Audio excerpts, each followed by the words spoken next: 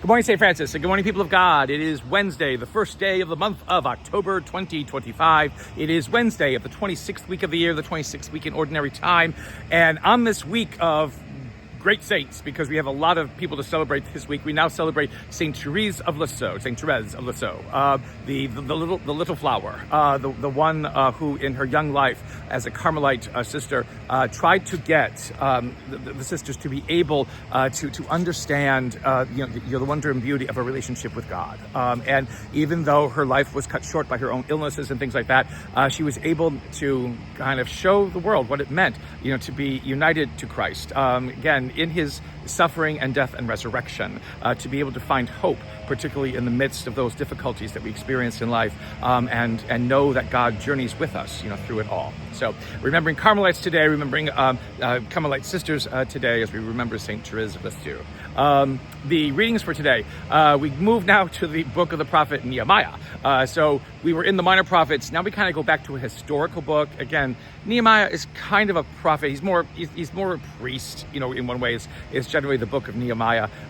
He was some kind of official within the Persian court. So again, Persia conquers Babylonia, where the Israelites have been enslaved and exiled since the downfall of Jerusalem. But then Darius, the Persian emperor, defeats Babylonia, and says the Israelites can go back. Some of them have gone back to rebuild the temple. It doesn't seem as though many of them might have done that, or only a few might have done that. And so Nehemiah, basically, even though he is a court official within the Persian court, basically is like is not just the temple, but the entire city of Jerusalem has fallen into ruin because of the destruction that happened during the exile. And so Darius's successor, Artaxerxes, great names, Persian names, he goes before him to say, may he go back to be able to begin the rebuilding of the city, because the temple really won't do without the rebuilding of the full city of Jerusalem. And so he is given such permission. He is given letters of safe passage to go through all these different kinds of people. And again, it's the understanding that God is with Nehemiah, and God is with Artaxerxes now, who is going to allow and permit the rebuilding of the city, and not just the temple in Jerusalem. Again, a God who is active in the lives of the people that God calls God's own, which is every people, which is everybody. And it's always important, to remember that and to live,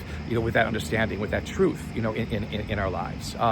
The gospel for today is Luke's gospel, and what was Luke's gospel today? I know it was kind of it was Luke's gospel, in which you are supposed, again, Jesus kind of gives a sort of parable, or kind of like some words of wisdom, that if you are called, to follow, if you're called to do something for God, if you're called to be part of the ministry of the good news and things like that, it's not something that you put second or third or fourth amongst the list of things to do.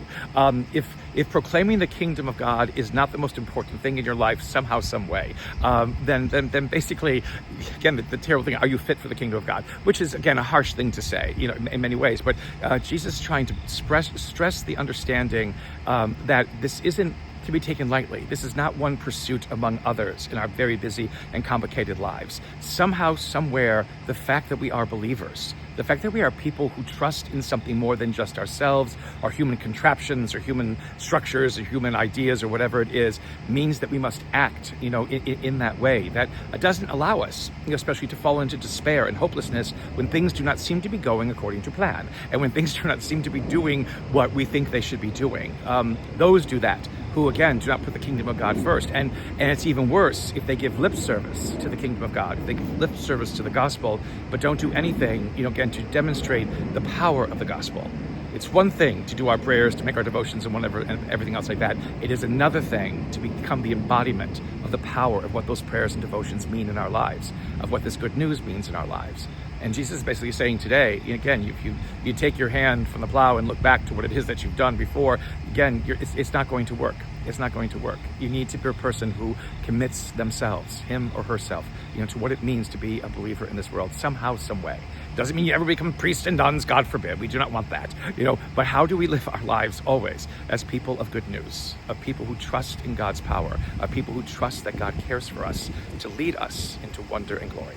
A blessed day, St. Francis, the people of God, as October begins. May the Lord give you his peace.